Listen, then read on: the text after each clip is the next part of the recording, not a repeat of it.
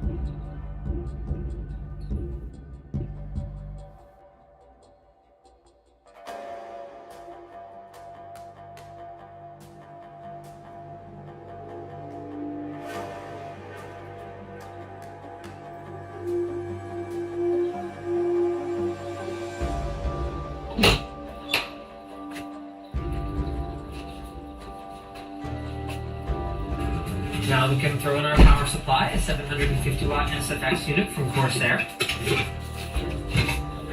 Ow, dang it.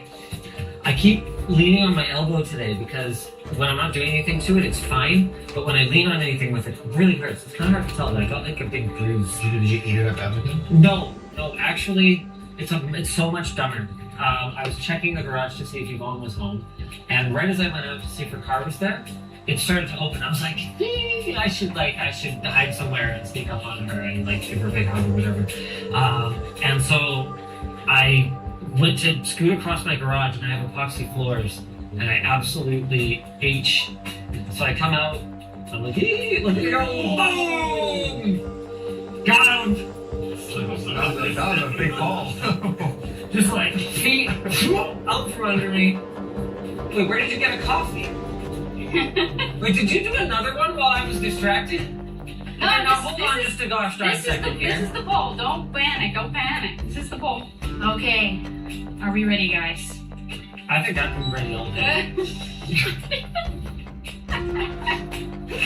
This will make a perfectly good latte. I'm very happy with this. And we'll dial it in. So if I'd never tried a latte before, Yeah. would this be a good example? Ah, So what would be a good ratio of coffee to to foam? Well, the foam just tastes like milk.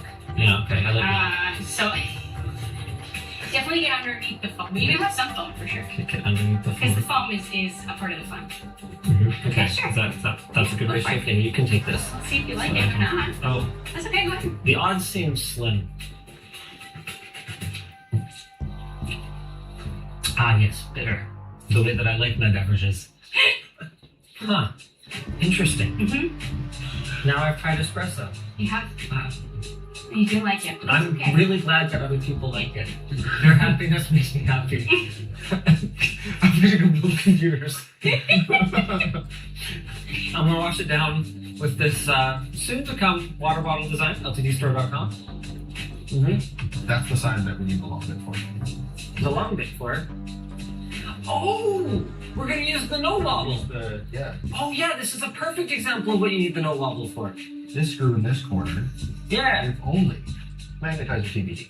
But there you go. This is the kind of use case we're talking about. So, what do you think? Oh, it's so cute. It's so much smaller. It's way better. There's no reason for me to have something like this tall just sitting right here. This is great. I like We the got color too. front IO. Yeah, I mean, I think this was a really great choice. You picked it, I right? did. This is one of the things I picked. Right. Here. Yeah. This is the seat for my motorcycle. Yes, It's it a is. fairly plain, just kind of vinyl seat. That is quite stiff. Yeah. Okay. I found this company from Australia, and they make a very nice looking multi-paneled seat. Ooh. With a little extra foam. Got some padding on So there. it'll dress up the bike a little bit. and Okay. Hopefully be a little more comfortable. Nice. Have fun. Thanks. I'll go build a keyboard. It's wonderful. This thing is freaking heavy. EcoMaker Galaxy 100, it weighs as much as a Galaxy. I didn't check the weight. I don't know how much it weighs. Man, like you can really see. Do you get a sense of the weight? Like she's heavy. He's a heavy boy. She's box mates though.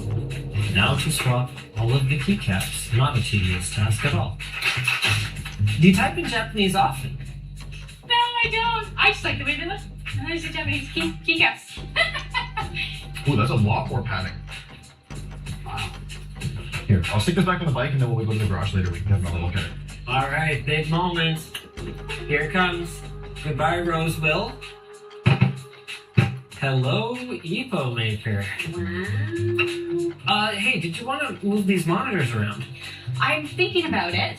My one concern is just I don't think this old monitor goes high enough to be even close to the level of this one if I swap them. You would want to put this on Because this. it's a nicer monitor, it'd be nice. Well, nice if it was in the center. Let me show you the vision. So the vision is, I sit here and I do my stuff and I type and type. But when Right. I want to write here, I just slide it right underneath. Uh-oh. Oh, shoot. The volume knob is too high. Doesn't fit under her monitor stand anymore because of this volume. Just the So knob. She'll need a new volume knob. Okay. Yeah. Does it need to be metal? I mean, No. Yeah. Well, what the fuck? We are getting close here. All that I've got to do is move Robert's big tower from this Vantex case to this cute little John's Bow one, and then we finally get to check out the welder. I think I'm noticing, Robert, this is a bit of a weird build. Yeah, the internals of this PC are actually from the Christmas party last year, That's what they'll say. and I transplanted it into a case I already had because I thought this case was nicer than the one it came with. And then I realized it's an MATX build inside this giant tower. Took up so much space on my desk for basically nothing. Right. Tara uses Word documents. You're apparently the actual computer user, and she's got 64 gigs of DDR5, and you've got a single 16 gig stick. To be fair, her build was supposed to be a 16 gig build. I think I'm on his devious plan. I don't think her RAM is staying in there at all.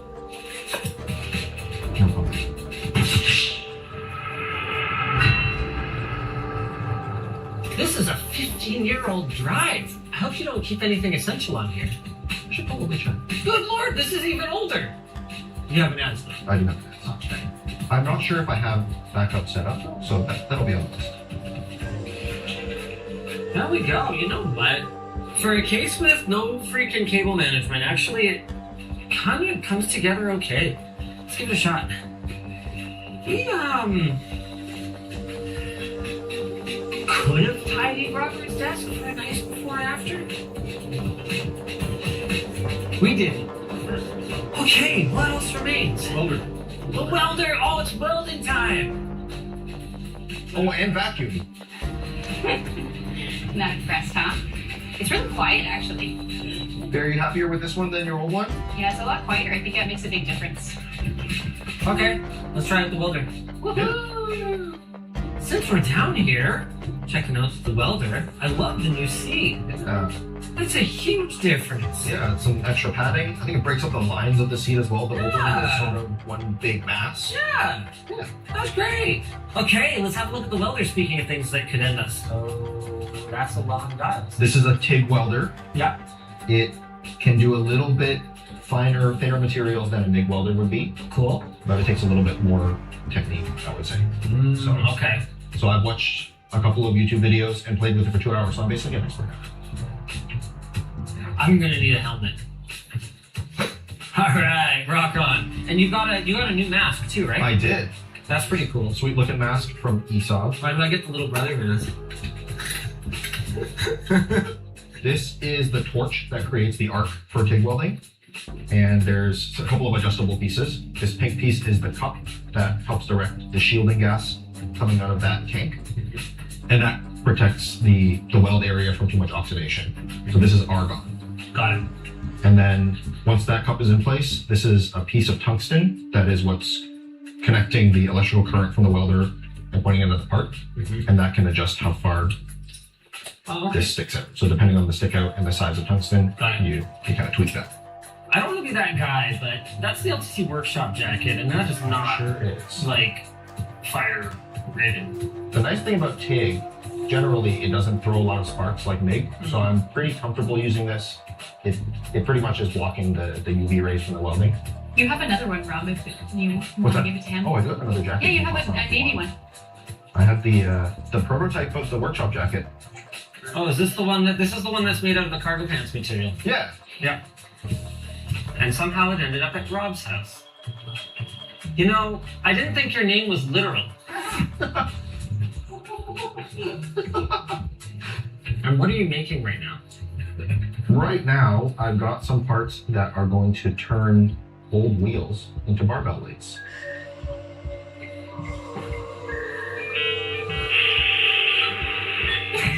So you have a $700 coffee machine, but you need to make weights out of old wheels. Okay. The wheels do have a story. We used to have a van that came in as a super project van. We had to tow it home. Right. And we refinished the wheels. And unfortunately, that van is no more. But we do still have the wheels that we spent a bunch of time repainting. You see those old-timey bodybuilders lifting the wheels and the barbell. Yeah. And all- Okay. All right. Yeah. Yeah. Okay. We're gonna, and this will go on And that. this will go on here, and then some wheel studs go on there, and that bolts to the wheel, and the barbell goes All on there. right. I like it. It took me a while to come around to it, but now I get it. I get it. This is steel welding wire, so this is the filler that's gonna melt into the base metal, Yeah. and then this torch is what creates the heat. So the first thing we do to hold the materials in place is called tacking. So in a couple of spots, we melt the metal in. I think I get it. Okay. So we pop that through there, and look at that. I assume you have some nuts. Let me grab them. Beautiful. Look at that. Okay. All right. Oh, cool. That is, what is this, so like 160 pounds or so? What's your personal fitness goal, like around this kind of? Is the goal just like, deadlift this, or is the goal like, This right now is probably a deadlift goal first.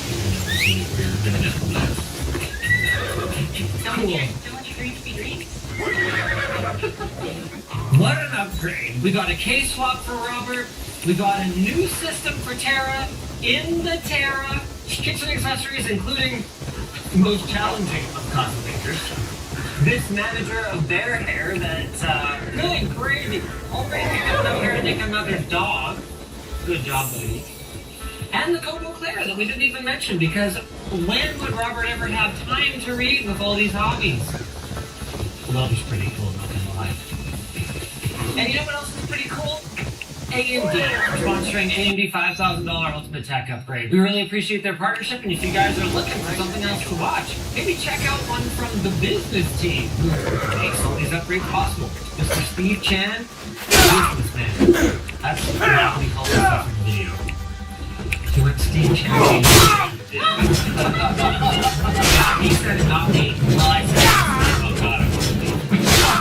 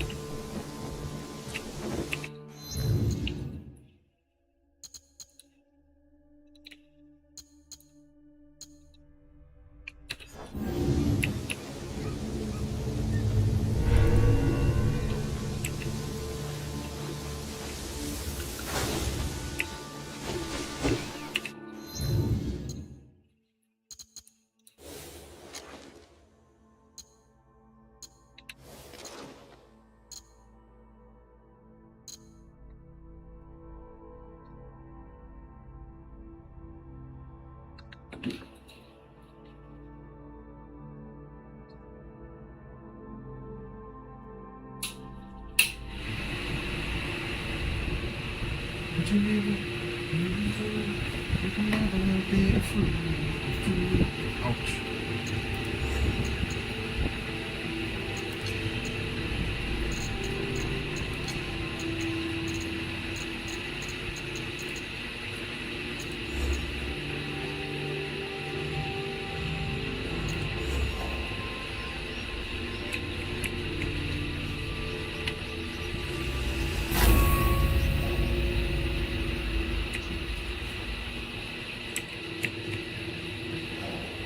Everybody wants somebody. So what is it?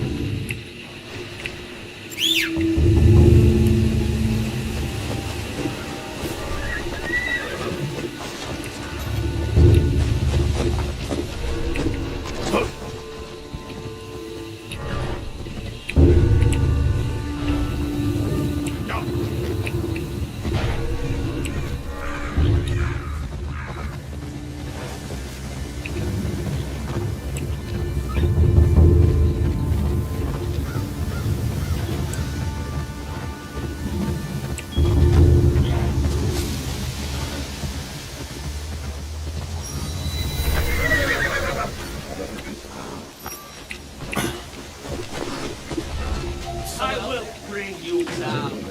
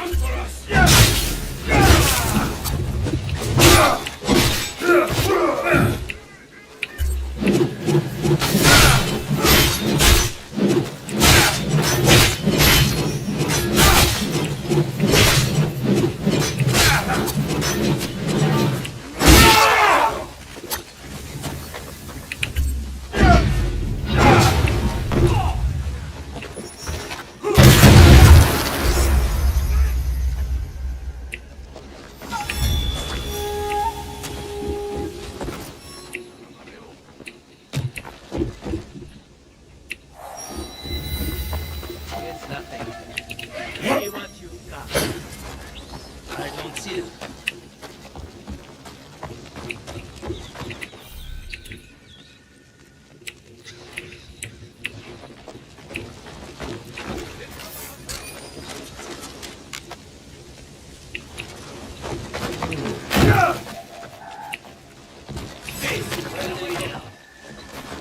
You must die!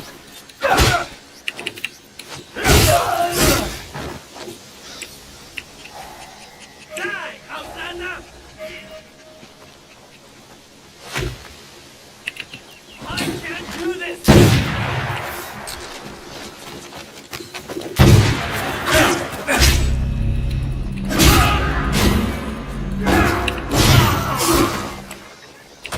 They're on! Gotcha! I'm ready!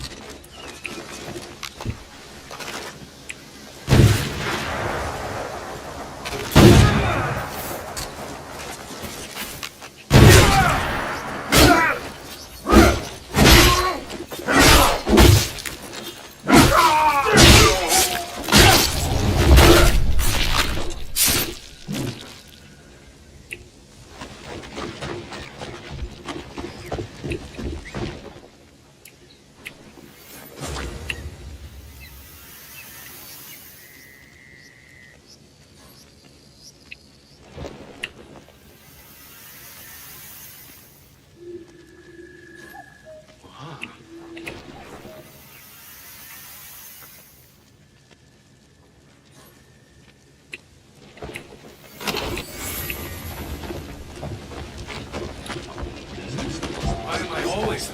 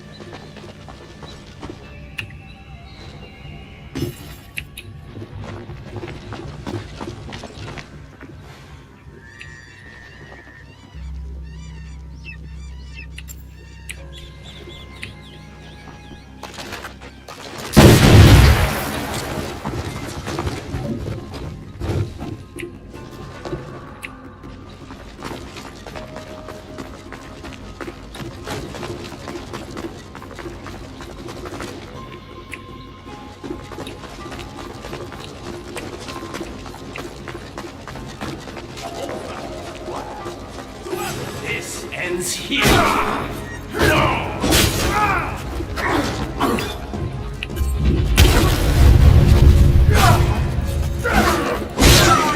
Run from you!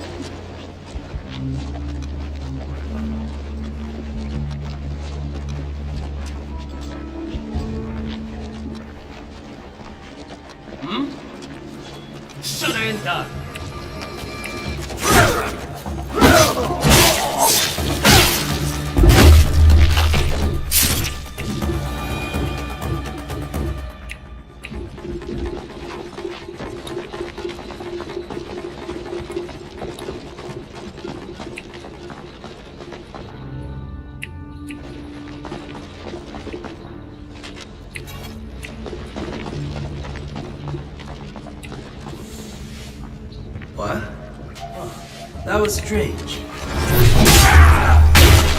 No mercy.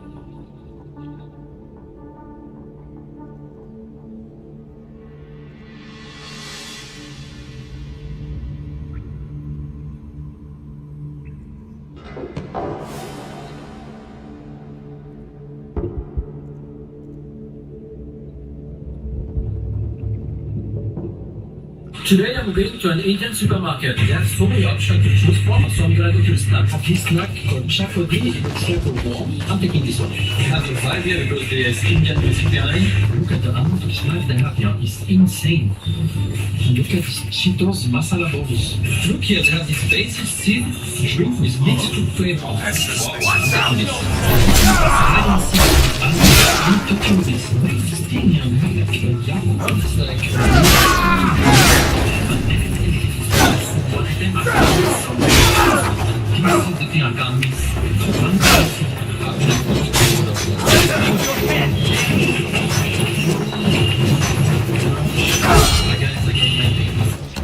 Today I'm going to an Indian supermarket. This nut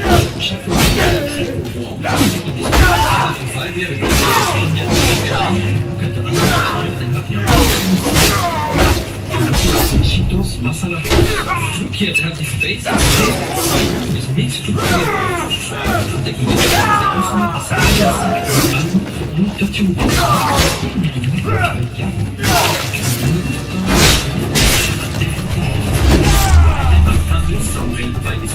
This is the thing I can't miss.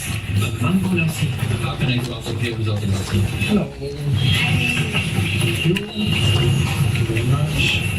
Hi guys, I don't mind things. Today I'm going to an Indian supermarket. There are so many options to choose from, so I'm gonna go to snack. This snack called Chakodi, it looks like a warm. I'm taking this one. It has a vibe here because there's Indian music behind. Look at the amount of spice they have here. It's Look at this Cheetos masala balls. Look here, they have this basil seed drink with mixed fruit flavor. Wow, I'm taking this. They also have this hide and seek with almond for only 30 rupees. What is this thing here? It's like a milk bottle with milk. One item I can't miss, so I'm going to buy this one. This is the thing I can't miss. Mango lassi. How can I go out of here without lassi? Thank you very much. I guess Today I'm going to an Indian supermarket. There are so many options to choose from, so I'm gonna go to snack. This snack called Chakodi, it looks like a warm. I'm taking this one. It has a vibe here because there's Indian music behind. Look at the amount of spice they have here. It's insane. Look at this Cheetos masala balls. Look here, they have this basil seed drink with mixed fruit flavor. Wow, I'm taking this. They also have this hide and seek with almond for only 30 rupees. What is this thing here? They have like a yakult. It's like a milk bottle with milk. I'm definitely this one. I see one item I can't miss, so I'm going to buy this one. This is the thing I can't miss. Mango lassi. How can I go out of here without a lassi? Hello.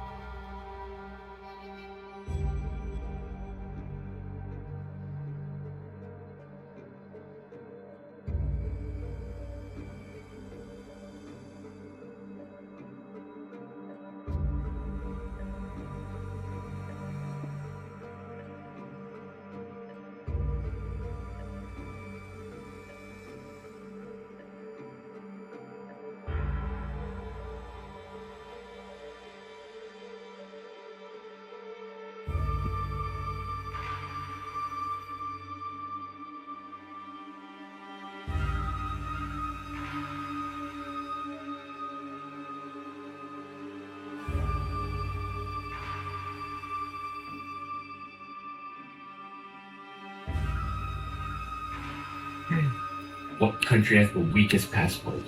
Weakest? Like it sucks or like Like it sucks. Cambodia. No. No. Iran. No. Jordan. No. Chad. No. North Korea. No. Not bad, Sandy. South Africa? No. South Africa. No. Why South Africa? You just said the same thing. Really? Why do you think South Africa is a big No. Bosnia. No. Russia. No. Czechoslovakia. No. The American you'll think is North Korea. North Korea. Not even close. Afghanistan. Yes, that's exactly right. How many kids and how many people they get in? The weakest passport in the world is Afghanistan. They can only get into 24 countries visa-free or visa on arrival. Next up would be Syria. They can get into 26. Iraq with 29. Pakistan and Yemen both can get in 31 countries visa-free or visa on arrival. Afghanistan, the worst passport in the world to have. What country has the weakest passport? Weakest? Like it sucks or like Like it sucks. Cambodia. No. No offense. What about Iran? No. Jordan. No. It's a weak one. It's a weak one.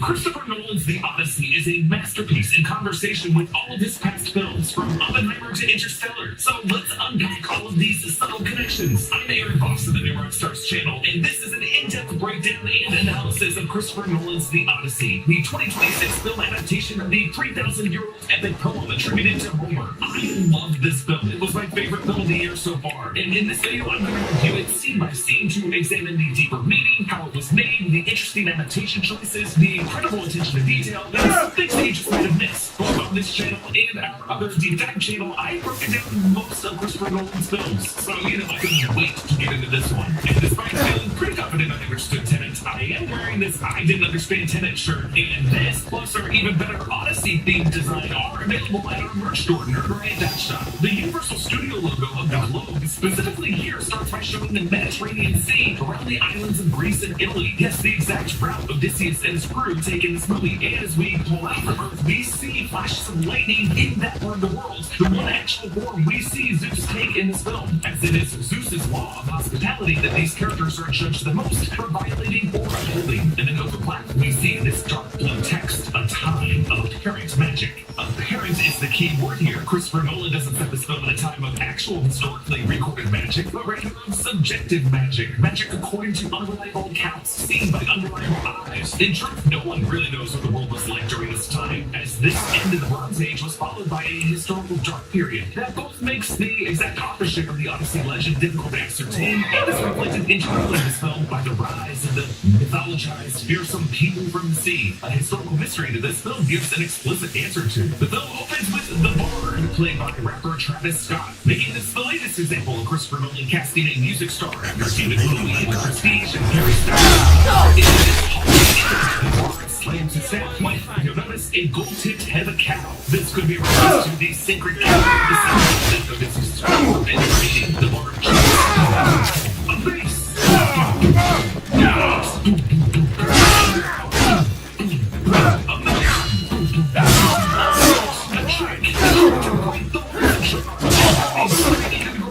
Nobody words of the Odyssey, translated by Samuel.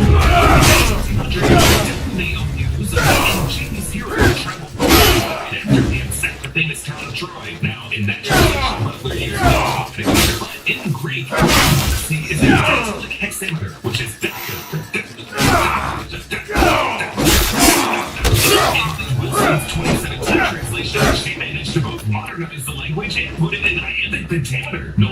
created this exact adaptation and its version of the opening line. Tell me about a complicated man. Muse, tell me how wandered and was lost when he had ripped the holy town of Troy, and where he went and who he met, the pain he suffered in storms and sea, and how he worked to save his life and bring his men back home. He begged to keep them safe, poor fools, they ate the sun god's cattle, and the god kept them from home. Now godless Jehovah Zeus, tell me so the beginning.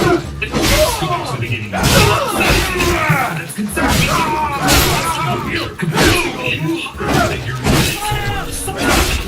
century to early 7th century BCE. After the Greeks adopted their written language from the Persians, the Greeks first made actions in the late Bronze Age, which was 1200 BCE, right in the middle of the Greek tradition, which ran from 1100 to 800 BCE. I mean,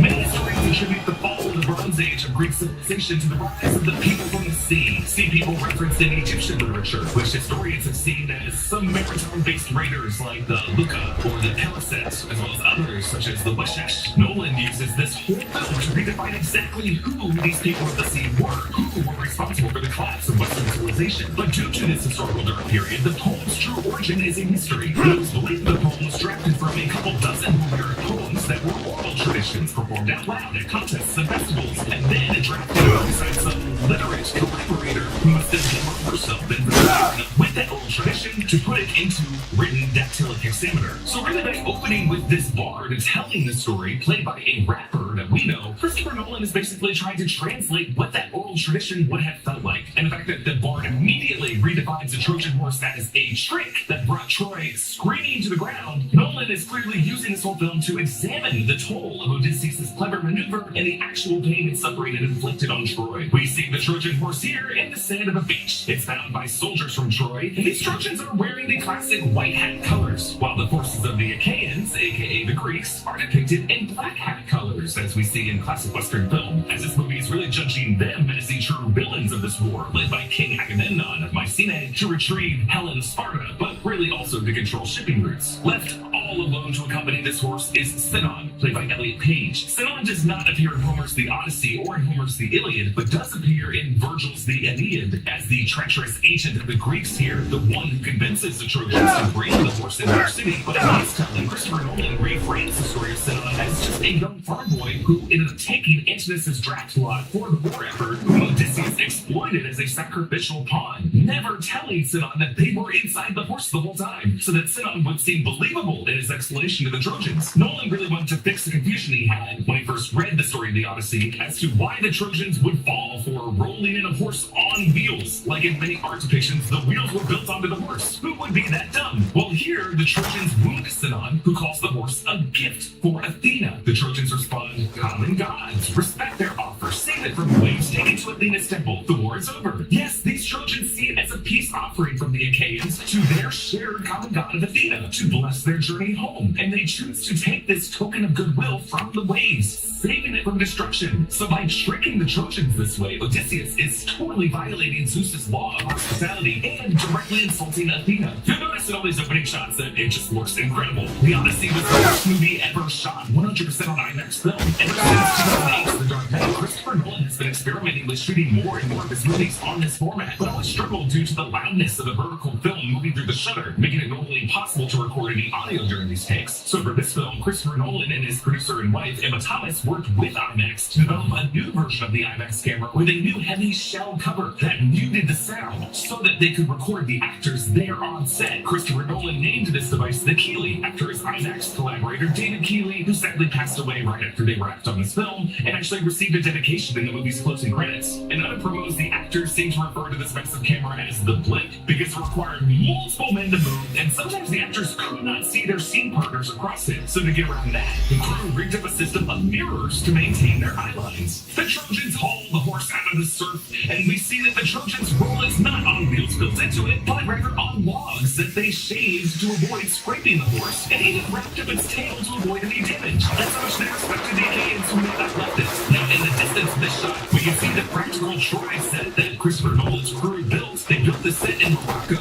at Ayat Ben Haddou, near the Atlas Mountains, and covered more than 2.5 acres or over 110,000 square feet, large enough to accommodate 2,000 extras and more than 60 structures. And right now in the movie, we believe we're going to get a full prologue showing the end of the Trojan War, but suddenly we cut away from these images as Penelope, Odysseus' wife, and Hathaway shouts, "Stop! Not this song!" Penelope doesn't want to be reminded of the great war story of the husband who never came home.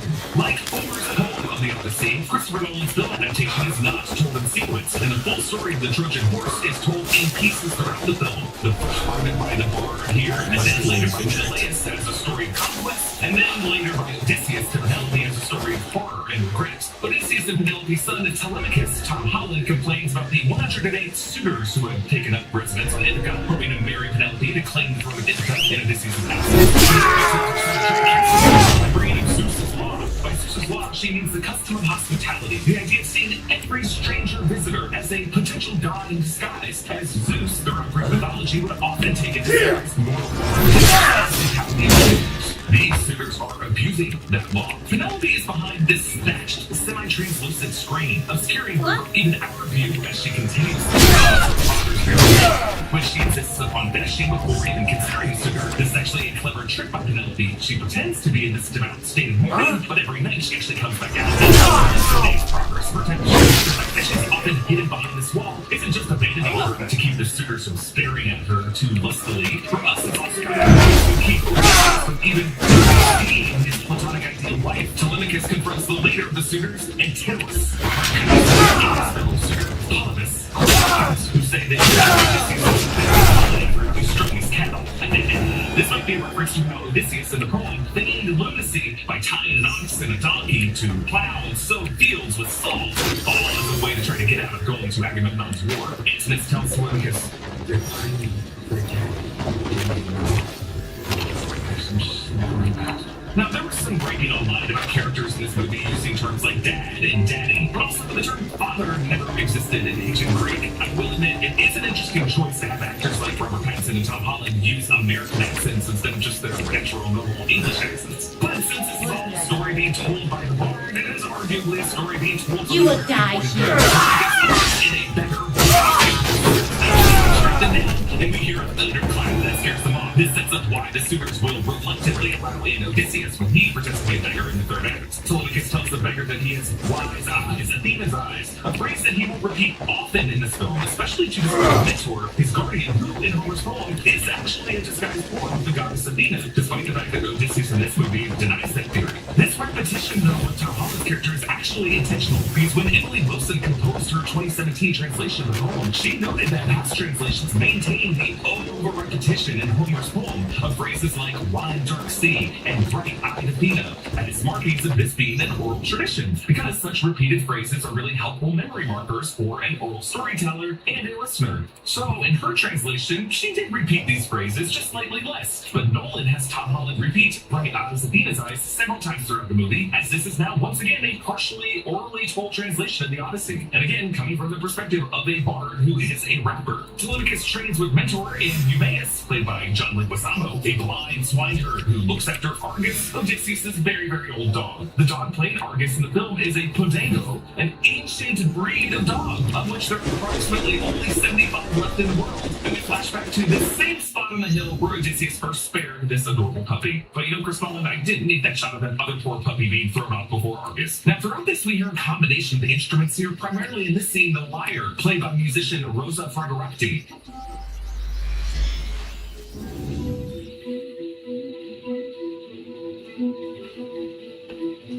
Composer Ludwig Göransson was tasked by Christopher Nolan to create a sound fully unique to his world, and Göransson in his research found instruments that would have been popular in music in ancient Greece, and the strings really come together well in this flashback as a younger Odysseus strings his bow, requiring great strength, and then upon completing it to nearly 3 notes. Yes, the bowstring is what provides the final third note to the main theme of the movie. I love it. On this sound effect, we finally see Matt Damon's face in this movie as the epic titular hero. That bowstring pluck will be how Penelope recognizes him later. And I'm just just gonna say, isn't it interesting that the wife recognizes her husband by the way he moves his finger in this motion? But he plucks it here to draw the hog out to make it a fair fight, to fight with honor, even though the hog ends up scarring the crap out of his leg. This guy's never gonna have great luck with pigs. But the wound left on his leg, as Yuri Cleon, played by Kate Houlihan, stitches it, will be exactly how this nursemaid later recognizes him when she washes this beggar's feet. I love that they include this character in this particular detail, because it is a big deal in Homer's poem that the slaves serving Ithaca understand their master's bodies even better than their spouses do. It's also interesting how Nolan's take on the Odyssey frames Odysseus as far more honorable than the trickster, liar, and code switcher the hero is described as in Homer's poem. But this is also kind of a trope with Nolan's films, that he likes to prop up his heroes on pedestals, making them superior men filled with regret, rather than them just being, deceitful little shits like men sometimes are in the world. Eumaeus explains how when Agamemnon's fleet appears, Odysseus drafted men by Monary. Now, the first version of events that we hear is that young Antinous volunteered trying to buy the lot of young Cinnamon, but Odysseus, sacrificing Antinous' father,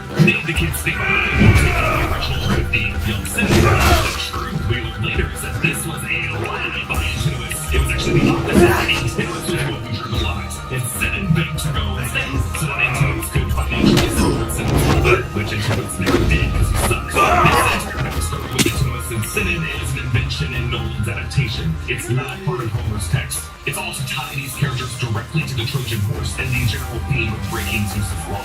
The castle of Ithaca was shot at the 15th century Castello di Santa Caterina on the island of Favignana near Sicily. Italy's Council of Culture allowed them to shoot at that castle for all the exterior shots, but they refused to allow the crew to build the road up to the over 1,000-foot tall hill. So they had to hike and airlift stuff up there every day to shoot. Odysseus reveals to Penelope that if he were to refuse to go to war, Agamemnon will take their son, just like how he sacrificed his daughter. Agamemnon's daughter is Iphigenia. Agamemnon had previously offended the huntress goddess Artemis by killing a sacred stag, and Artemis retaliated by preventing his horses from reaching shore due to strong winds. So to calm the winds, he sacrificed Iphigenia, which ended up being the original sin of the House of Atreus. During this scene, young Telemachus sleeps on the floor against some riverbed, which is a Nolan trope. In Inception, the memory of the child that the hero is longing to get home to, always facing away to represent the daddy away, or starting to forget what his kids look like. Penelope just wants to leave, to take the fastest ship that sail west, hold hands on the deck, chase the escaping son.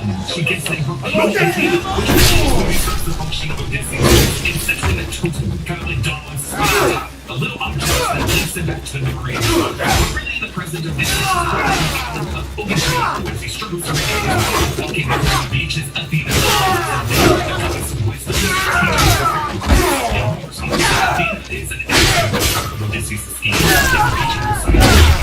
Who rages against the boat engineering that Athena inspires. Here in this movie, she is the one god we see in human form. But the reason why Odysseus sees her this way comes to light later on. And throughout this movie, every time Nolan reveals Athena talking to Odysseus, it's in the form of a Texas switch of cinematographer Quentin and Poitema just shifting the camera in a subtle way, so that in one shot Odysseus appears alone, but then his camera turns, suddenly the day is there. Odysseus asks why gods can't speak in ways mortals understand, and Athena says, understand thunder, the shadow smile.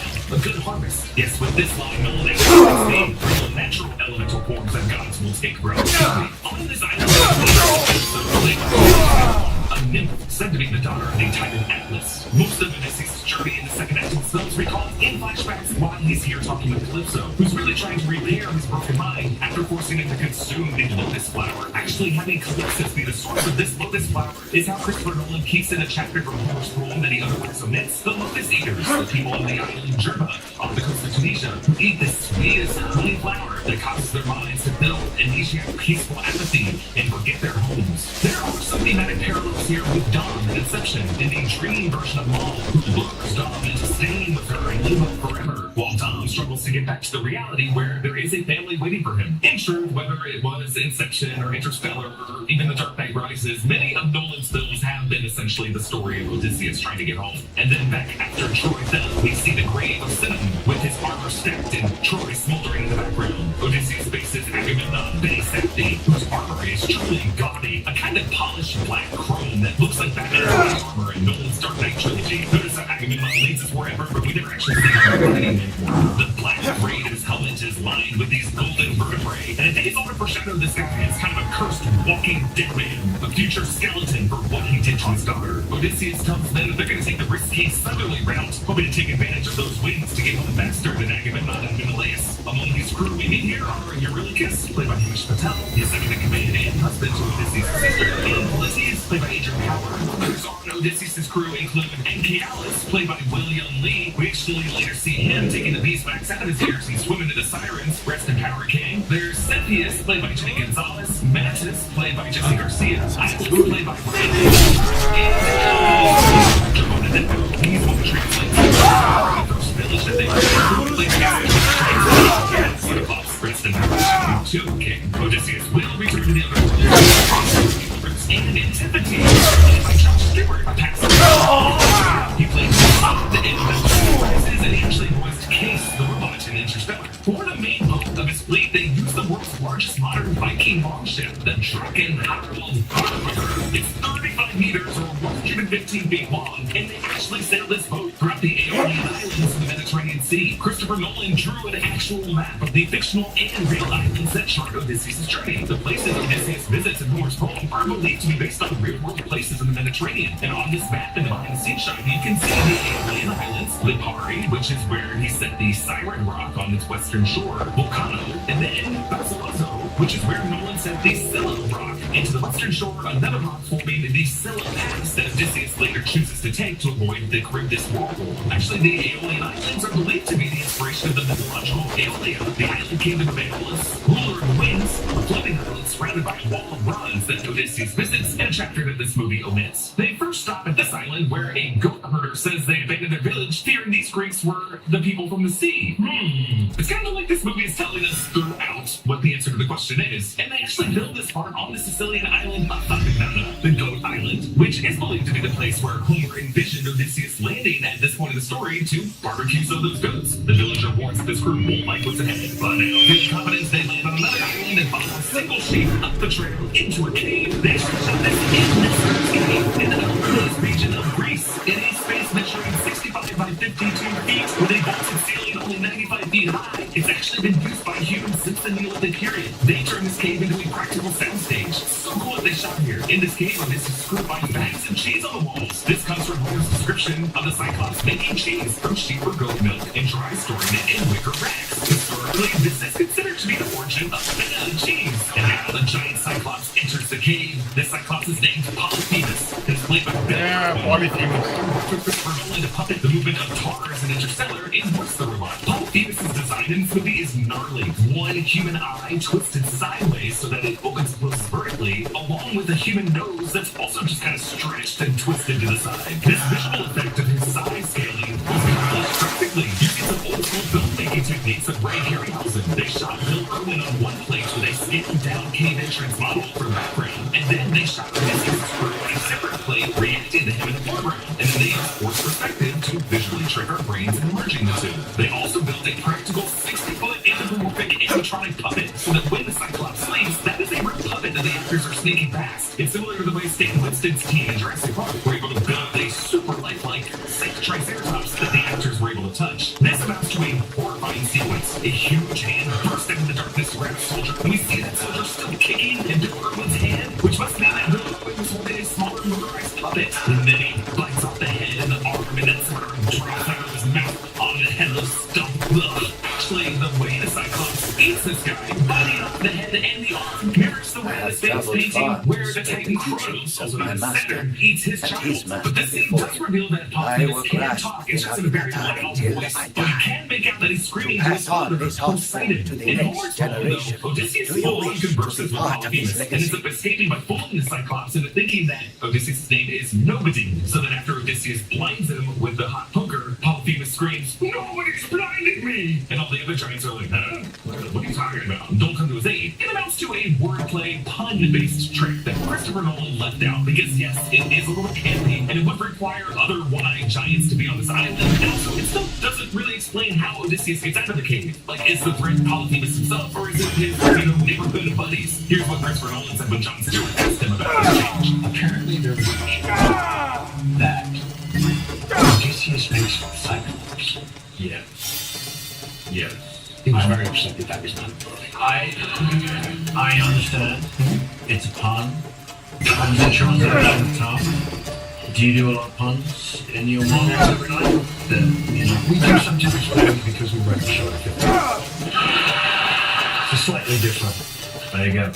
I tried. It was not possible to work in. So instead, Nolan builds a solution around Polyphemus just being a shepherd, and the fact that they do blind him. As a shepherd, he would have to periodically open and close the curtains for the sheep, and Odysseus decides to cover their straw and wool, so that when Polyphemus' fingers brush them, a blind Polyphemus wouldn't be able to tell. Then he goes back to the shore as Polyphemus chases them, even into the water, and goes down under, and then pops up to eat 2 more of those swinging soldiers. Odysseus has fired off 1 extra unnecessary arrow to further injure Polyphemus, which, along with his general trick and freeloading the feather, ultimately amounts to a violation of Zeus's law. Howling the suitors back at his home in Ithaca. This is a critical mistake, as Polyphemus is the son of the sea god Poseidon. Odysseus gives his ring to Eurylochus to remember the soldiers that they were able to properly bury. Meanwhile, Telemachus arrives in Sparta in Hall of Menelaus, played by John Bernthal. Mentor tries to sit beside Menelaus, but he snaps, "Not you," showing how this brother to Agamemnon really failed to see the light of Athena in Mentor's eyes. Seated on the other side of Menelaus is Helen of Troy, played by Lupita Nyong'o. We are at the wedding feast of Menelaus and Helen's daughter, Hermione, who in Homer's Odyssey marries the son of Achilles, Neoptolemus, a promise Menelaus had made to Achilles during the Trojan War. Menelaus refers to Helen as her well-known moniker, the face that launched 1,000 ships, but maybe now just 500, he says, as he turns her face to show that he scarred it. Yes, it's implied that Menelaus did this to punish his wife for absconding with Paris. Helen of Troy is described in Homer's Odyssey as the most beautiful woman in the world, but really nothing further specifically about her physical description, besides a line in the Iliad where Homer called her white-armed. But historians believe that that wasn't a reference to her race, but rather just how people with high social status were described, because it was said that if you didn't work out in the sun tilling the fields, you would just have white arms. It wasn't until a century after Homer's Odyssey that poets started to describe Helen with terms that translated to golden hair or blonde. And then 2 years after that, in Euripides' play Helen, it details the origins of Helen's birth as the offspring of Zeus, who was taking the form of a swan and mated with Leda, the wife of a Spartan king, and that Leda produced an egg that Helen hatched out of. So all of this discourse around the casting of Lupita Nyong'o as Helen, someone who hatched out of an egg, I think he's really just trying to force this movie into a cultural war narrative that I really don't think Christopher Nolan is that interested in.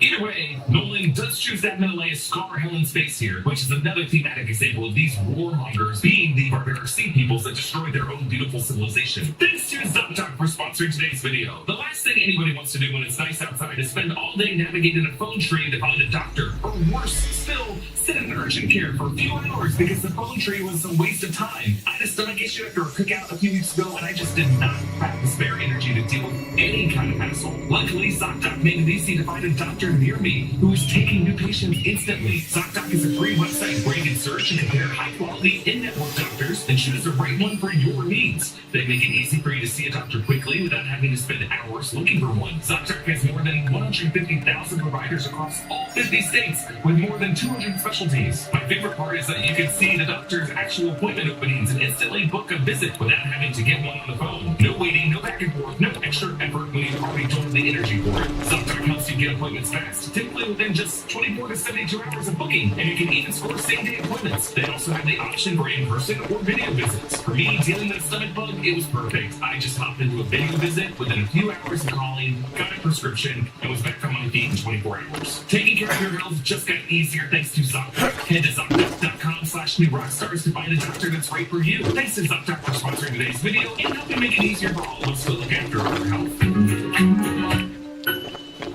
Through Menelaus, we finally get the eyewitness account of the story of the horse from the inside. He reveals that they had stayed in the horse for days, that several of their members at a time, and that they were sitting in their own excrement. As the people tried to see the horse in the city, poke swords in the wood, even I love the detail when the sword's actually slicing a soldier. Menelaus covers the dude's mouth to muffle the scream, and Odysseus smartly bites the sword as it goes back up to it. The horse is erected at the Temple of Athena, and Nolan's telling the Trojan horse is not a victory trophy, it's the Trojans respecting their Greek enemies enough to relocate the offering and serve directly to the goddess who would bless both sides' ships and civilizations. Odysseus' men climb into the horse at night, catching the hatch with a rope to prevent the sound of it hitting the ground. The way they slip out kind of feels like a virus invading a healthy organism. They don't really look like heroic invaders, they look like villainous assassins. fire, but rather thousands of devices they called the pyrahedrons, triangular circuit boards with hexagonal LED cells that emitted light mimicking the color and movement of fire. Nolan suggested that the Trojan alarm system in film would be represented by these large bronze sheets that the people of Troy would have struck during the siege, and that the growing cacophony that sound would evolve into Odysseus' defining train musical like a motif for warrior. the film. You might be able to help me. And what is it you think I can help you with? It's those blue trees, dogs. They're not content to just plunder our land. They literally with their steel as well. Portuguese Victorian counters in Lithuania. They're blasted Argo bastards. They are a blemish upon this nation's grand tradition of warfare. Leaders of the men terrorizing our peasants with these crude instruments. I can reward you, and I will take care of anyone aiming a temple at the That's where the story innocent. seems to end, as Menelaus says. I think you know the rest, because that's really all Menelaus remembers from the war. He doesn't think about the aftermath. Helen scoffs at this being righteous and begins to tell the tale of what awaited Agamemnon when he returned to her sister Clytemnestra, also played by Iago of Menelaus. Similar to Penelope in the opening scene, it shuts it down, but all this really sets up the parallel between Agamemnon and Clytemnestra to Odysseus and Penelope, a very important thing in Homer's poem. Odysseus tells Calypso how Poseidon punished their ships with violent storm that threw them off course. At this point, Christopher Nolan is going to make the sea look a purplish shade of gray that I would say might be their way of making it look like the wine dark sea, as Homer often describes it. Actually, that description of wine dark sea has led some historical linguists to believe that the ancient Greeks might not have seen the color blue the way we see it, that maybe they just saw the sky as a neutral color that didn't really require its own word, like the color of their dyes did. And specifically, they had not cultivated indigo as a plant that they could use in their dyes. The crew lands on a new forested land where snow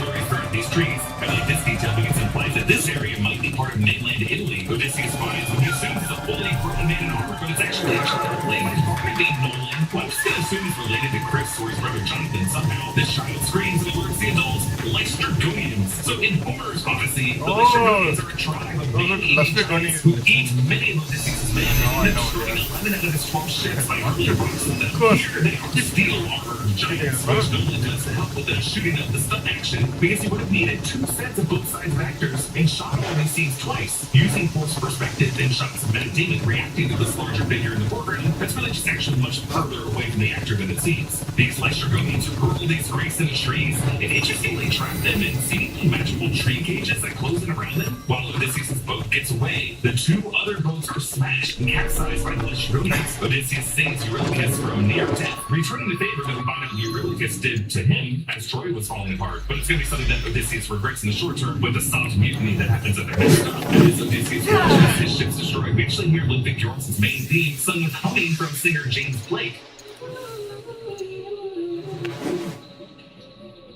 Onto Aea, as Eurylochus and Polites mutiny and leave Odysseus behind while they find Circe's cabin, passing a lion, a panther, a leopard, a tiger, animals that would not be native to this region at all, but Homer describes Circe's island as prowled by strangely docile lions and wolves. Obviously, these are past men whom Circe has shapeshifted. Circe is a witch, or perhaps a nymph. She's the daughter of Helios, and she's played amazingly in this movie by Samantha Morton. As the men eat her stew, they find themselves unable to stop eating, tethered to the soup via these long strands of tripe that get stuck in their throats. Circe sings this sweet little incantation as she grabs their ears and faces and ends up molding their faces like clay, stretching out their ears into pig ears and their full faces into snouts. It's so awesome. I love this sequence. Odysseus finds Circe casually watching these pigs who just squeal and surround Odysseus, clearly trying to warn him, meaning that they still have the minds of the men. And finding the ring he had given Eurylochus, Odysseus wises up to what's happening and grabs Circe's crow, whom Circe implies to be her sister. Actually, in Greek mythology, Circe's sister is Pasiphae, wife to Minos, who ended up giving birth to the Minotaur. I don't know if it's the same sister here, but Odysseus asks, why leave her like this? And Circe's like, we get along better this way. In Homer's Odyssey, it goes down a bit differently. The messenger god Hermes ends up showing up to Odysseus and warns him about the switch, and he advises him that if he ends up acting like he's gonna attack her, Circe's gonna be like, hey, come to bed. And during that sex, Odysseus makes her swear to the gods to free her. But that's not sex here. It's just grabbing the crow. Cersei snaps and she just revealed who his men are. They're primal, they're disgusting, invading beasts who just consume. I mean, Samantha Morgan again. Just Stick to the amazingly shadows. rageful I don't as want a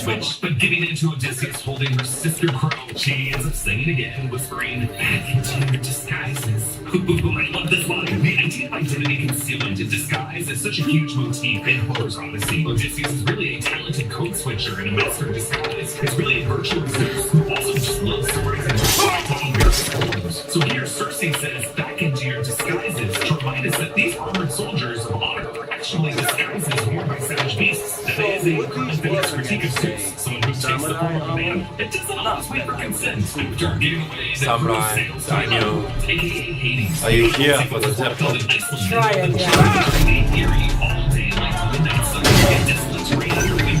None of your tricks. Represent Hades because it's a whole landscape built as far as possible from Odysseus' Mediterranean home. They dig a hole and fill it with sacrificial livestock blood, and from the black soil rises Cinna, as well as the perfect Tiresias, James Raymar, and all the veterans of Odysseus' campaigns. Now Cinna corrects that he begged to take Antinous' rightful place when Antinous was drafted, but Antinous offered payment to his family, and now Cinna gives the line back to Odysseus to, quote, give Antinous back his shame. Cinna shames Odysseus, asking, do you have to lie to me? Again, we see the theme of the noble lie, which is really a common theme in Nolan's work, from The Prestige, where Morgan lives a double life, lying to his wife for a noble cause, The Dark Knight and The Dark Knight Rises, where Batman and Commissioner Gordon lie about Harvey Dent, and Interstellar, where there was the lie of the Plan A to save Earth, the noble lie that was also revealed in a Matt Damon scene. But Cinna is right to explain that there was nothing noble about a lie that amounted to a trick that destroyed civilization. Agamemnon's ghost finally speaks, saying that when he came home, Clytemnestra played the part of washing him, but then murders him in his bed, and Homer's poem Agamemnon is murdered by the lover of Clytemnestra. Agamemnon asks if his son Orestes avenged him, and Odysseus is like, but actually in the text, Orestes does return to Athens and kills both Aegisthus and his mother Clytemnestra, bringing about the curse of violence begetting violence in the house of Atreus that would become the plot of the Oresteia, the trilogy of plays by Aeschylus. Agamemnon advises Odysseus to not make his same mistake, and that when he gets home, to not just walk in the front door expecting garlands and praise, but rather to come in disguise and take his time. Tiresias prophesizes Odysseus' next step. And the island of Singapore, but also in Homer's poem, prophesizes Odysseus' eventual return journey to honor Cinna's request. In this sequence, I was looking to see at this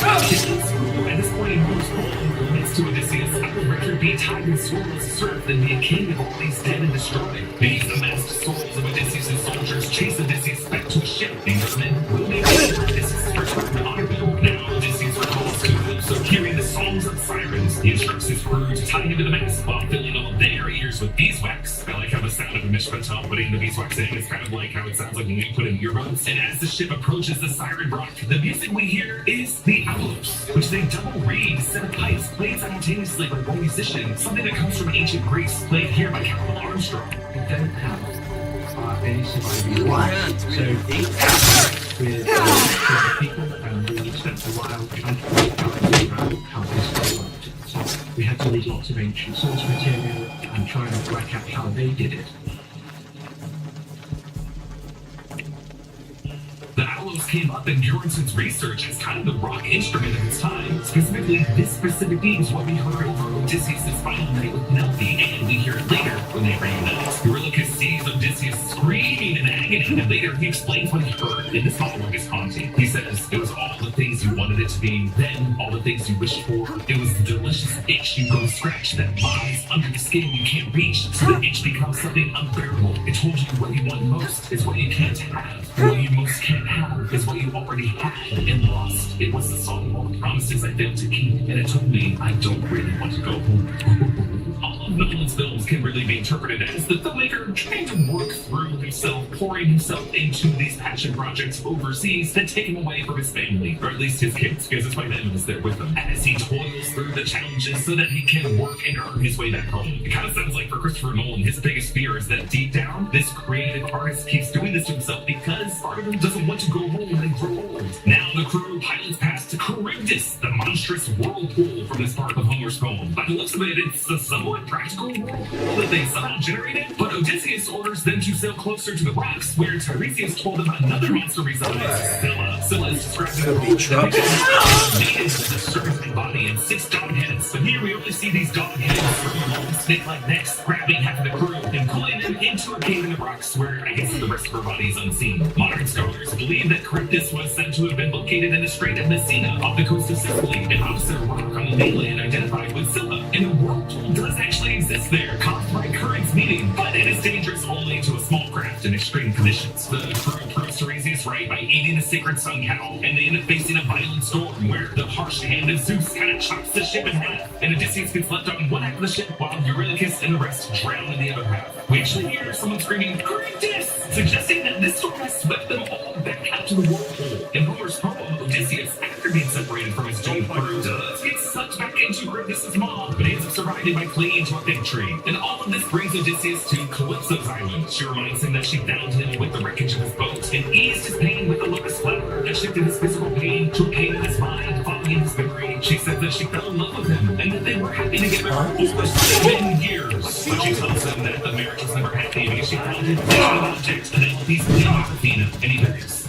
Now think of that. And Calypso is supplying Odysseus with a small vessel to sail home with good winds to carry him. Here it's kind of presented as Odysseus lying on a driftwood raft, allowing him to be taken out by Poseidon and Zeus's tides, cleansed by the gods, basically letting Zeus take the wheel. And then miraculously he washes up on the misty shores of Ithaca, greeted by Athena. Menelaus and Helen send off Telemachus back to Penelope, and Helen steps forward to whisper, "Tell her I'm sorry. I'm sorry for Troy and for all the things done in my name." Ooh, it's such a heartbreaking offering from woman to woman to be the sin eater for all of this madness. Because as we see in this film, it's not just Troy that has fallen, but all civilization. Helen considers it her fault that the Bronze Age of civilization collapsed. Odysseus reunites with Eumaeus, pretending to be a veteran who served Odysseus at Troy. He learns of Antinous' plan to ambush Telemachus on the road back from Pylos to the Temple of Zeus, and he promises the homecoming of Odysseus. And in vengeance, bringing it all. By bringing it all, Odysseus is saying that he plans to bring in all the lessons he has learned on his journey, not just to restore Zeus's law in his house, but really to confess his own breaking of it. Mentor and Telemachus visits the Temple of Zeus in Pylos. Odysseus presents himself as a beggar sent by Eumaeus, taking on the name Sinon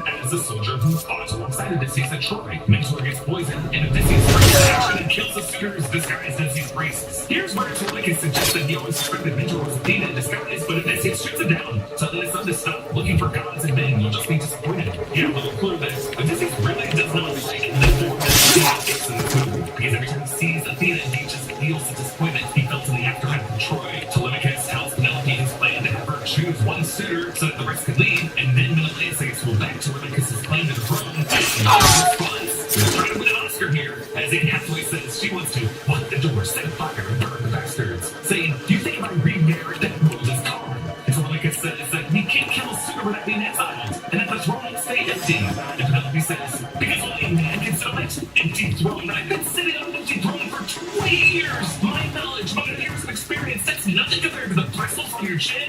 And Telemachus asks, "Do you want peace or vengeance?" And she cuts him off, saying, "I want Odysseus." Odysseus does find his way back, finding an elderly Argus outside. His dog whines upon seeing his old master, and his little tail wags weakly as Odysseus pets him, and the pup finally dies. Yes, the dog is living for his own ear. From this, Telemachus realizes who this man is, and Odysseus says, "I am a beggar, and you are the worthy, beautiful son of Odysseus, of whom when we finally meet, he will be so proud."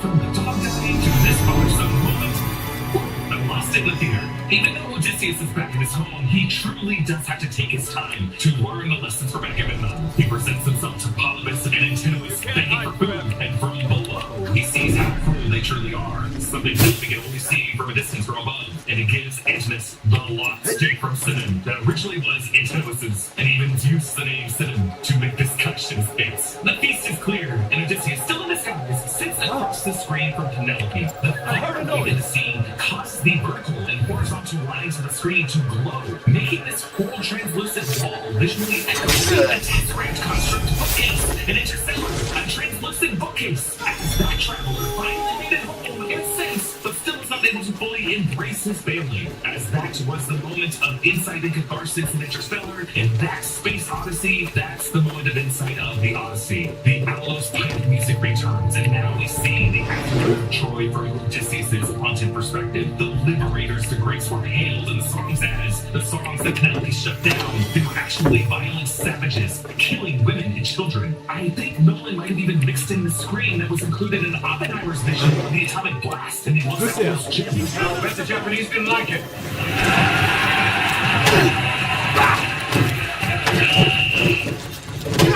Yes, this moment is only in conversation with Oppenheimer, a movie that some, like some criticized for not showing actual horrors from the human suffering of Hiroshima and Nagasaki, and really left it all in Oppenheimer's mind. This time, it does show the audience an eyewitness view of the death of civilization wrought by Odysseus' innovation. Like, what's interesting throughout this movie, the children brought up in a specific way, loved around kind of the device was in the Give me one shot! handled with great care, ripped vertically, and ultimately by the end of the movie, consuming the world in flames. And the reason Athena is the one god we see take human form in this movie, seen only by Odysseus throughout his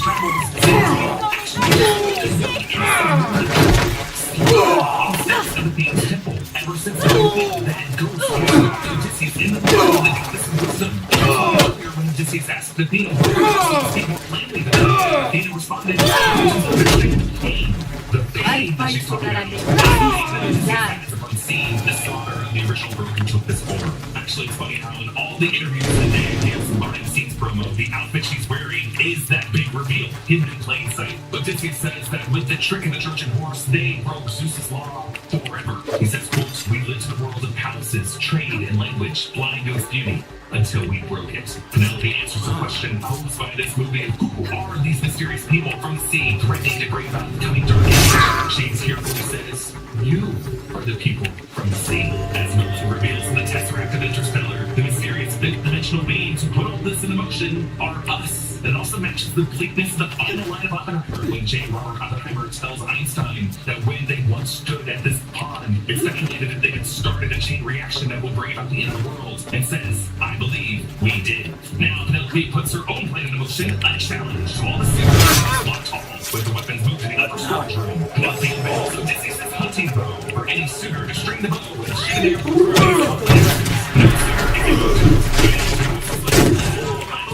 but then the stranger, this veteran, steps up and puts them all to shame. Yes, he's doing good, but pretending like he can't do the most.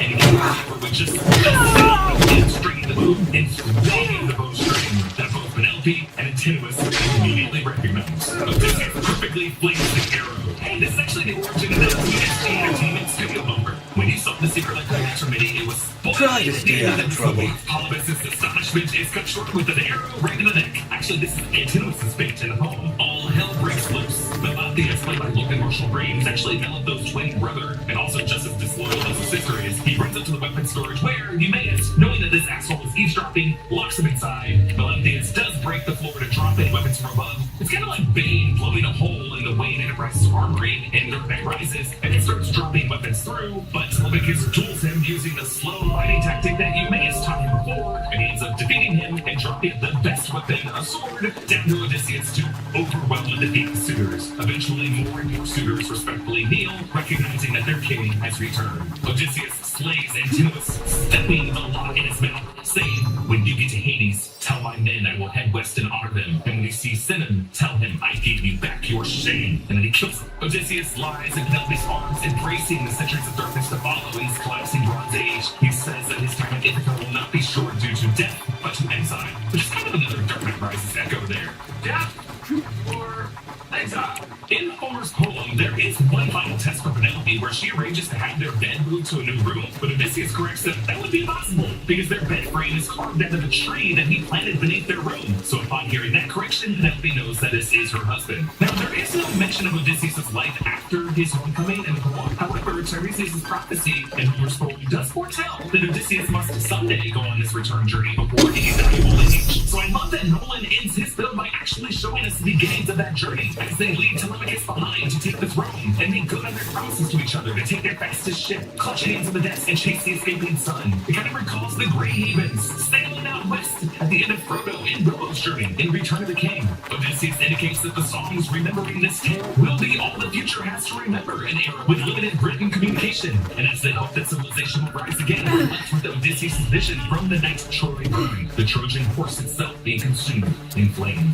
Comment down below with your thoughts on this film. And a special thanks to one of our In Our Underground subscribers. Let's go classic literature here and say Dante for supporting us at the executive producer level. You can get all of our exclusive bonus content by clicking the link in the description below or go to nrunderground.supercast.com. Big thanks to Studio Tech Brian Kim, New Rockstars editor Joshua C. and Andy Freeland, all of the supporting editors for their work on this video. Follow me at EA Boss, hit that subscribe button. Thanks for watching, and I'll see you next time. Bye.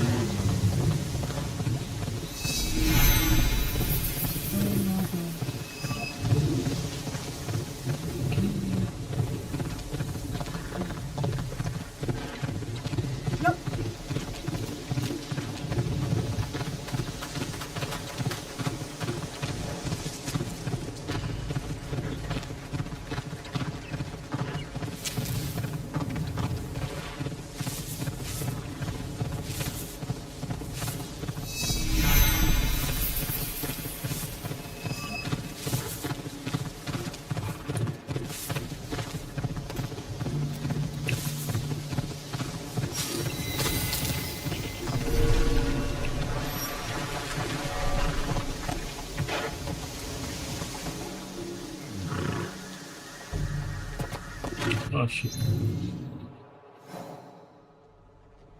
I'm bypass.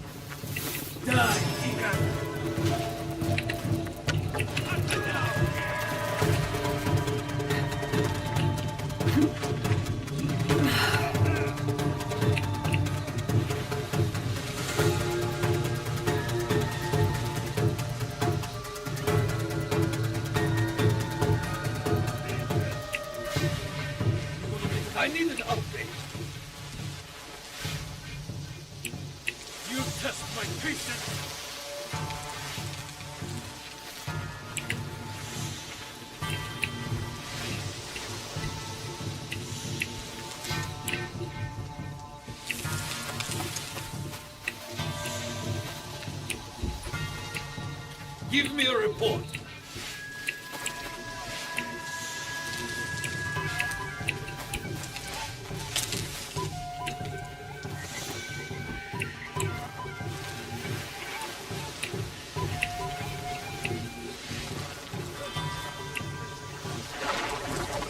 Spotted something. Let me know,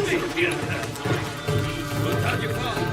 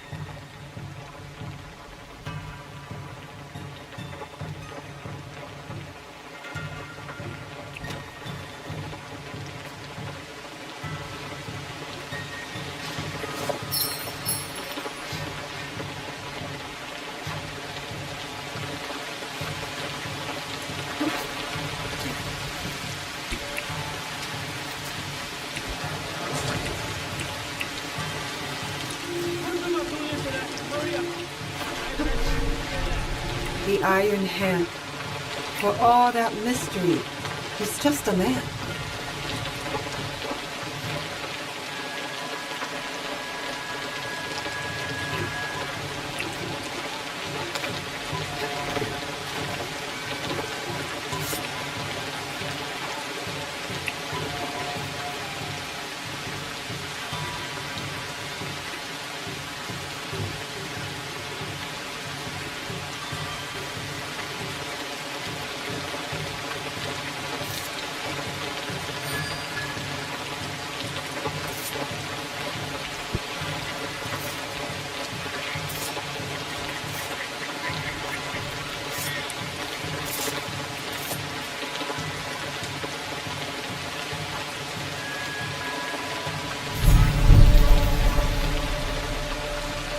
That arrogant man must be the Iron Hand.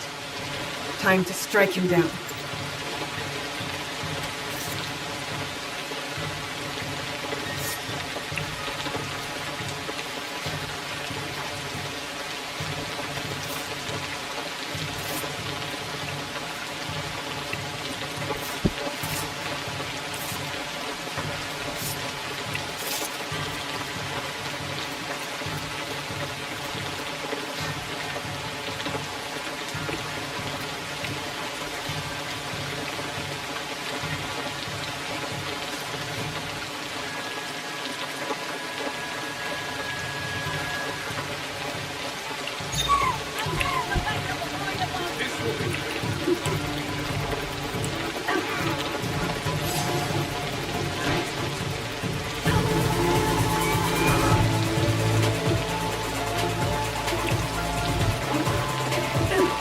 Solfin will want to know the Iron Hand's death and this letter.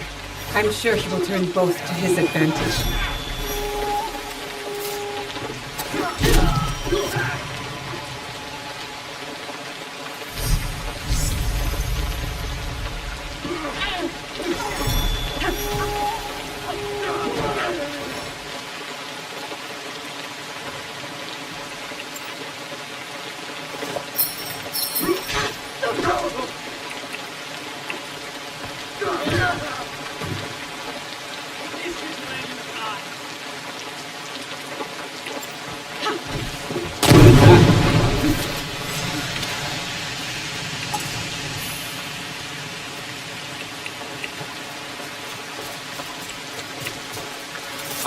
Second.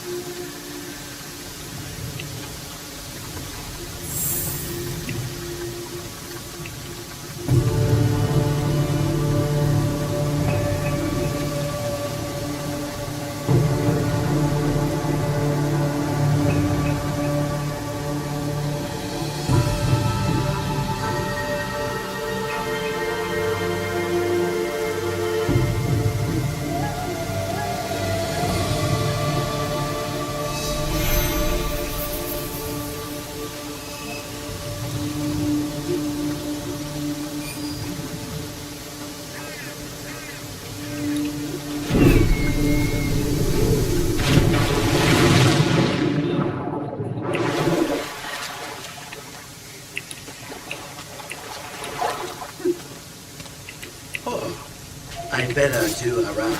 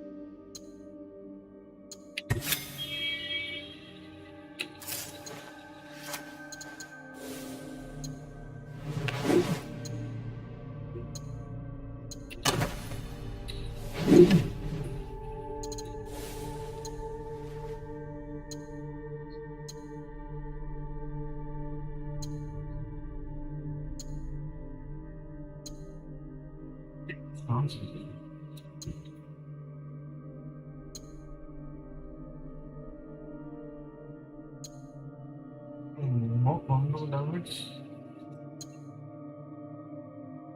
Let's build this one.